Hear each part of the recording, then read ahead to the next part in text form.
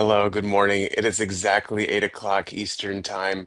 Thank you so much for being here, for joining me, for joining us. If you haven't met Max, that's Max. Yeah, I'm talking about you.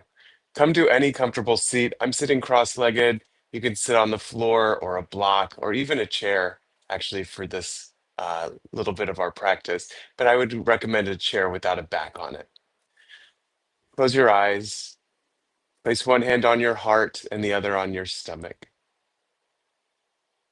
Take these first few moments to simply observe your breath, being present with the rise and fall, wherever you feel it most organically.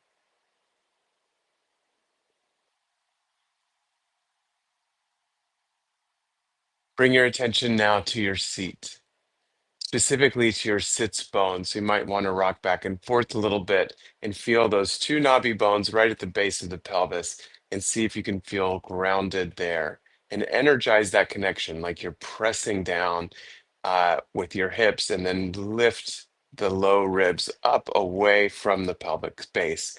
So you have this strong foundation and the torso just gets lighter. Take a deep inhale and exhale.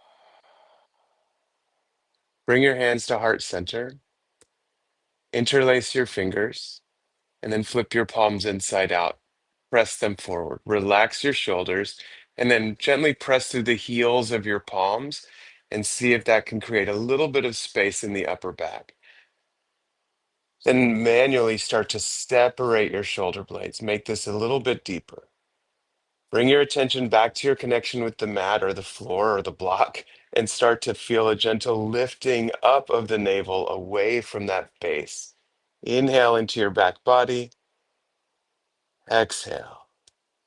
Inhale, sweep your hands overhead and then take your right fingertips to the floor beside you. Reach the left fingertips away from you. Wrap the right shoulder blade under. Look up underneath your left arm. Inhale. Exhale. And then rising through center, just go the other way. So the left hand comes down, right fingertips reach away, or reach over rather. And then wrap that left shoulder blade under, look up underneath your right arm. Breathe into your right ribs. Inhale. Exhale. Come up through center, and I'm going to rotate just so that you can see behind my back. Interlace your fingers behind your back, and then press down. This is why you want a backless chair, and start to gently lift those interlaced fingers up. Try to engage the arms. They don't have to go super high. We're trying to keep the spine nice and long. And then wrap those interlaced fingers. I'll start on this side around to the left. So you're anchoring into the left side of your body. Wrap that right or that left arm back. And then sitting up tall, let your head fall to the right. So you're opening up into the neck. Obviously, you might look down a little bit, back to center, and then look up a little bit. Waking up our morning spine, getting into that neck. And then as you roll your head forward, send the knuckles back, lift them high, maybe a little bit of a fold forward here. So nothing crazy. Some folks will stay very shallow. Some folks will get their chest on the floor. I'm probably somewhere in between at this point in the morning.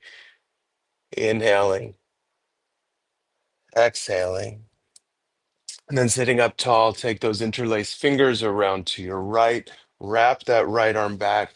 I had a teacher call it a chicken wing to feel that wing wrapping back, and then let the head fall to your left. None of us is perfectly symmetrical, so this will probably feel different than it did on the other side. That's okay. Feel the anchoring of the right shoulder, feeling the opening in the neck, and then again, you can sort of rotate the head so you're looking down, and then you're looking up, and come back to center. As you send the chin to the chest, lift up one more time, a little fold forward. Release your interlaced fingers, but tent your fingers behind you and wrap the elbows under so you're opening the chest from by opening the shoulders. And then lift up, look up. Inhale. Exhale, come back to your neutral, and then make your way to all fours. So if you're in a chair, I guess you have to come out of the chair. A little bit of cat and cow here. Not much, just a couple of rounds. And if you've been with me, other points this week, we talked a little bit about use the hands so you're pulling the floor or the mat towards you when you come to your cow pose. And then you're pushing it forward when you come to your cat. Inhale, pull, use the floor, pull the heart forward, lift the tailbone. Exhale, push the floor away, or push it forward rather, round the back. Extend your right leg straight back. Thaw that out a little bit, get some circulation in the knee, and then pick up the right foot. Inhale. Exhale, bring the knee to the nose. Inhale, extend, and now step that right foot outside the right hand. Noodle the left knee back just a little bit, and then bring that right hand onto the right thigh. Look up. Wrap the left shoulder blade under. Breathe. I'm trying to energize through the right foot and through the top of the left foot, and that helps my hips sink just a little bit more. And then the left hand is actually pushing the floor to the left, which helps activate in my left shoulder blade, drawing my shoulder blades together to motivate this twist. And then go ahead and release all of that. Bring the right knee back, extend the left leg, saw it out just a little bit, get some circulation in that knee, and then pick up the foot, inhale. Knee to nose as you exhale. Inhale, extend. Exhale, step the right foot outside the right hand. If it doesn't make it, by the way, just sort of noodle it up. It'll be fine. And then walk the right knee back just a bit, untuck the right toes. This already feels pretty nice, but bring your left hand to the left thigh. And then again, that right hand, I'm trying to press the mat away from me. And that helps that right shoulder blade wrap under. And the energy in the feet, the four corners of the left and the top of the right, help to anchor my body and keep the hips square so that really the rib cage does the twisting. And that's the part that is made to twist. One more inhale and exhale. And then come back to center. Untuck all of that. Take a child's pose. With your knees wide, send your hips to your heels. I'm trying to think of again about pushing the floor or the mat forward to lengthen my spine. And I'm going to pull the mat towards me, come to a cobra pose. So lengthen the legs. I'm still pulling into the mat, dropping my belly. Look up. And then child's pose. Let's do that once more. Inhale, come forward, really roll through the spine. Lower the hips.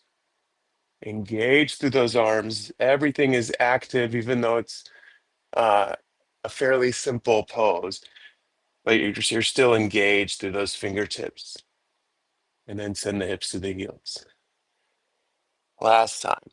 Inhale, roll forward, unfurl your spine, lower the thighs. Try to get the low belly on the mat. Mine's not quite deeply connected, but it's still there. Press down, pull the mat towards you, lift the heart. And then child's pose as you exhale. Make your way to sit. Back to your comfortable seat, cross-legged or hero's pose or whatever feels good to you. Take just a moment here, close your eyes, rest your hands on your legs, and make a choice about how you'd like to show up in the world today. How do you want to treat other people? Who is it that you want to be? Every moment, every breath is a choice. So we'll make the best ones we can. The light that is in me bows to and honors the light that is in each of you. Namaste. Thank you so much for joining. I hope to see you again next week.